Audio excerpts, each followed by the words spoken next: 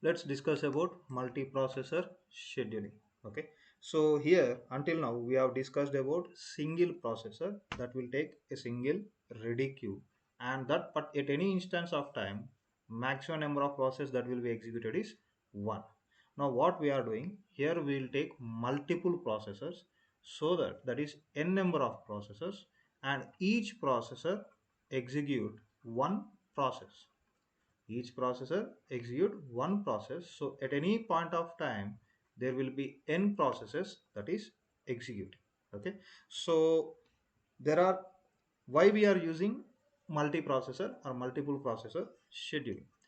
If you take multiple CPUs, if you take multiple CPUs, multiple processors, you can share the processors. Okay, the amount of processors in the ready queue, you can share the process. That is, if you have three CPUs, then you can take first CPU, that is C1, will execute P1, C2 will execute P2, C3 will execute P3. So at any point of time three processes are actually executing here.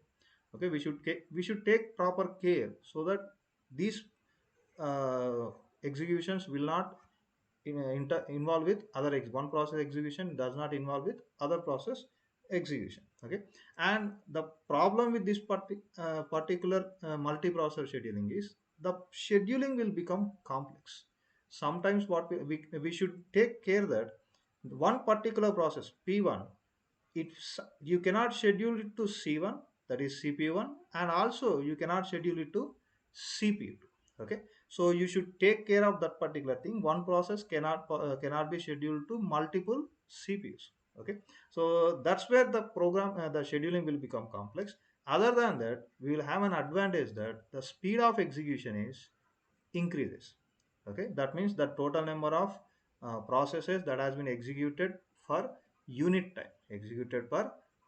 time will be increased, and we can share the load so that all the processes, their throughput will be increases. Okay, system throughput, that is system performance, will be increased. There are two types of multiprocessor schedulings. First one, asymmetric multiprocessing, and second one, symmetric multiprocessing.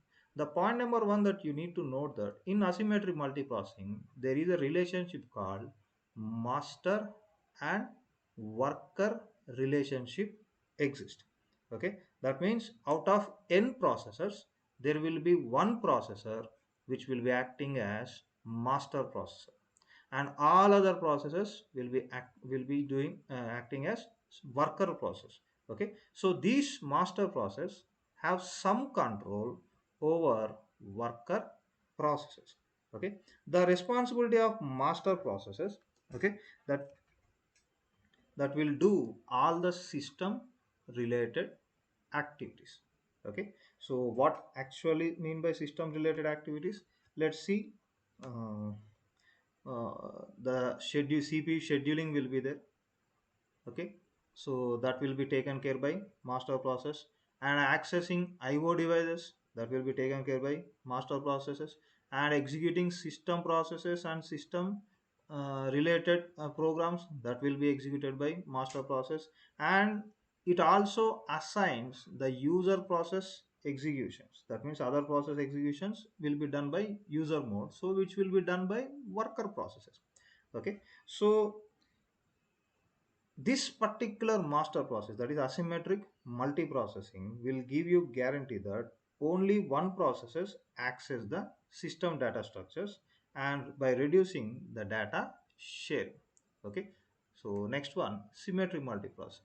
This symmetric multiprocessing, that is, here there is no master or no slave or no worker relationship exist. Every processor will C1, C2, C3, they will execute their self scheduling. They will do their self scheduling. That means all processes may be assigned to a common ready queue, or each processor may have its own ready queue. That means there is a ready queue. This particular ready queue, either it is partitioned into some particular place, or this will be, it is a common ready queue. It will be your common ready queue. There is no partition. That means, see, I will tell you, if you partition it, there is a process P1, P2, P3, PX, PY, PZ, PI, PJ, PK. So these three processes will be executed by C1. These three processes will be executed by C2. These three processes will be executed by C3. This is where you divide your ready queue and you will decide these are the places where you can execute it by the processes this executed by CPU1, CPU2, CPU3.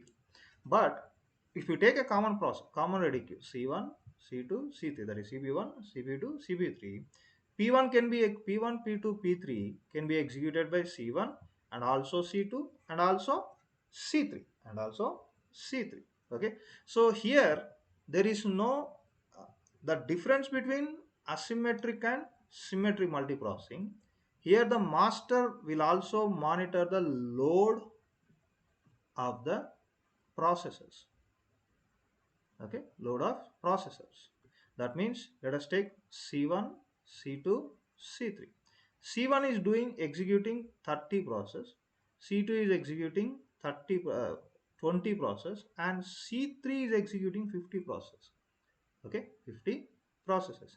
And here C1 is responsible for allocating the processes to C3, so that C1 will take care that there is misbalance of load, imbalance of load will not be happen. That is taken care by C1.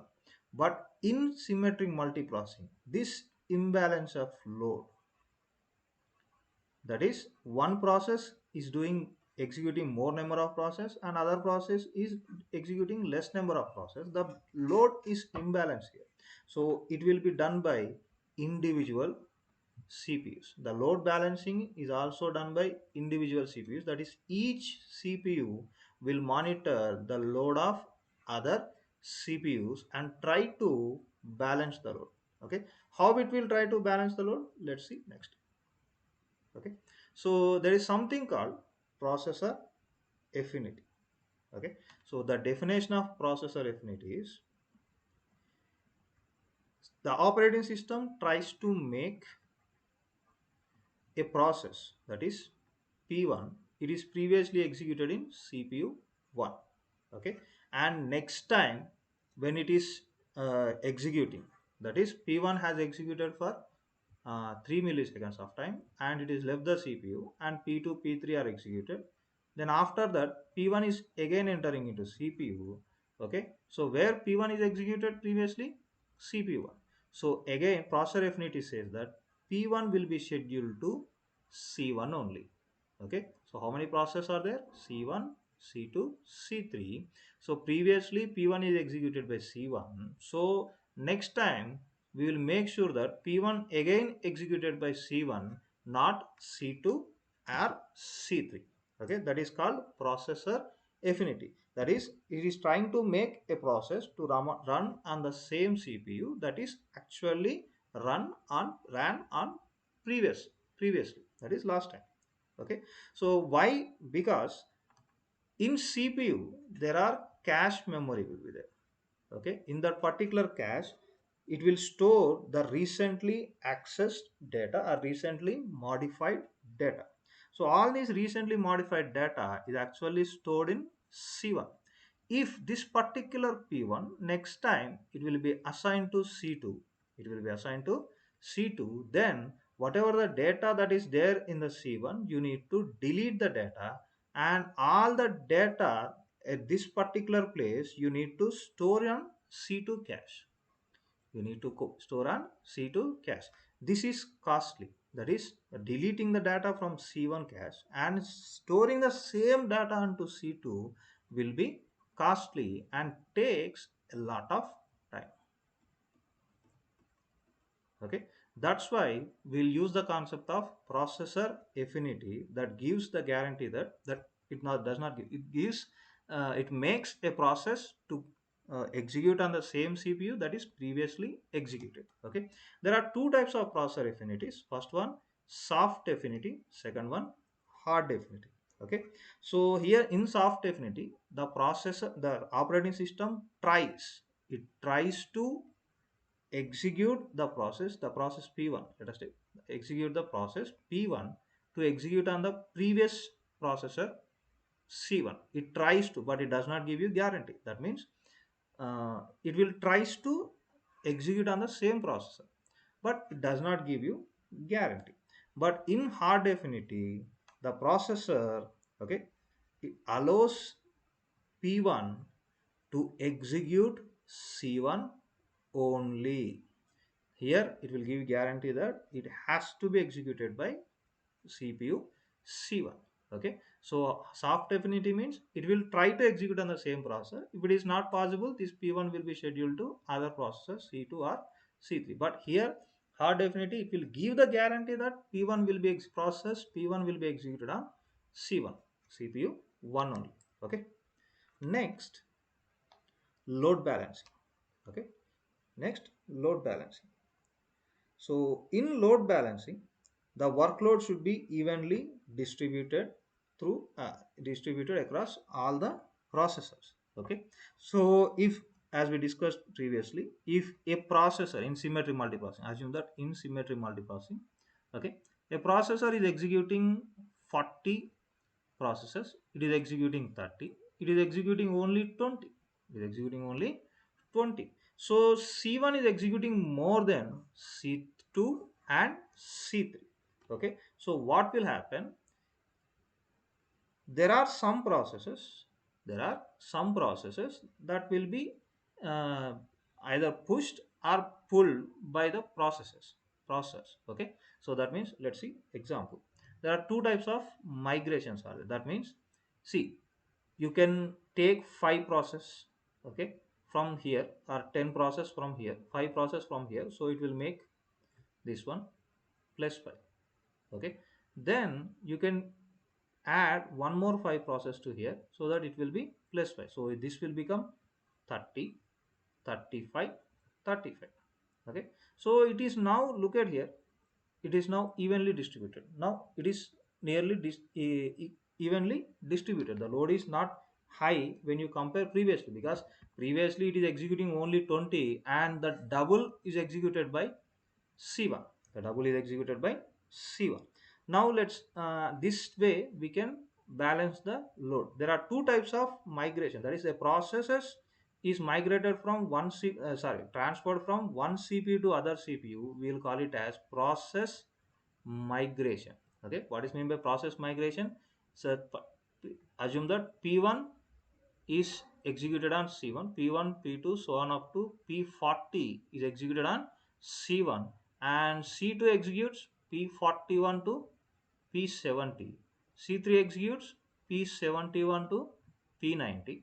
Okay, now there are some processes, that is 5 processes, P1 to P2 and P35, P36 to P40 is migrated to C3. Then here P31 to 35 we are transferring it to C2, or the CPUs can itself take it. CPUs can itself take it. Okay. So first one is push migration. Push migration means, if the processor finds that other process, that is C1 finds that C2 and C3 having less workload than C1, then C1 will send some process to C2 and some process to C3 to avoid the heavy workload, is called push migration. That is, C1 pushes some uh, processes to C2 and C3. In pull migration, that is, C2 and C3 is observed that C1 workload is more than its own CPUs, that is 40, 30, 20. Then C2 and C3, they will take some processes from C1. They will take some processes from C1. It is called pull migration. That is, the processor pulls some of the processes which are waiting to execute and executes there. That means 5 processes here will be taken by C3 and 5 processes here will be taken by C2. Okay, so this is called multi-processor schedule.